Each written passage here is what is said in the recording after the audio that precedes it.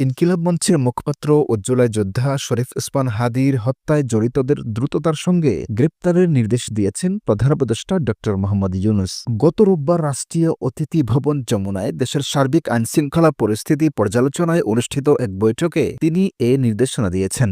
বৈঠকে বিএনপির ভারপ্রাপ্ত চেয়ারম্যান তারেক রহমানের দেশে প্রত্যাবর্তন, আসন্ন বড়দিন ও ইংরেজি নববর্ষ উদযাপন উপলক্ষে গৃহীত নিরাপত্তা সংক্রান্ত পদক্ষেপসহ বিভিন্ন বিষয় নিয়ে বিস্তারিত আলোচনা করা হয়েছে। এছাড়া ওসমান হাদির হত্যাকাণ্ডে সম্পৃক্তদের গ্রেপ্তার ও তদন্তের অগ্রগতি নিয়ে বিশদ আলোচনা হয়েছে। পুলিশের পক্ষ থেকে প্রধান উপদেষ্টাকে জানানো হয়, সম্প্রতি দুটি জাতীয় দৈনিক ও দুটি সাংস্কৃতিক সংগঠনের কার্যালয়ে হামলার সঙ্গে জড়িত সন্দেহে ভিডিও ফুটেজ দেখে ইতিমধ্যে ৩১ জনকে শনাক্ত করা হয়েছে। এসব ঘটনায় সোমবার সকাল পর্যন্ত ঢাকাসহ দেশের বিভিন্ন অঞ্চলে অভিযান চালিয়ে কমপক্ষে ৬ জনকে গ্রেপ্তার করা হয়েছে। এছাড়া চট্টগ্রামে ভারতের সহকারী হাই কমিশনারের বাসভবনের নিকটে বিশৃঙ্খলা সৃষ্টির চেষ্টাকারীদের মধ্যে ৩ জনকে ভিডিও ফুটেজ দেখে শনাক্ত করা হয়েছে। বৈঠকে ওসমান হাদি হত্যায় জড়িত এবং অন্যান্য বেআইনি কর্মকাণ্ডের সঙ্গে সম্পৃক্তদের দ্রুততার সঙ্গে গ্রেপ্তারের নির্দেশ দিয়েছেন প্রধান উপদেষ্টা। তিনি বলেন, আসন্ন জাতীয় নির্বাচনের আগে যে কোনো মূল্যে আইনশৃঙ্খলা পরিস্থিতি স্বাভাবিক রাখতে হবে। এ সময় স্বরাষ্ট্র উপদেষ্টা মোহাম্মদ জাহাঙ্গীর আলম চৌধুরী,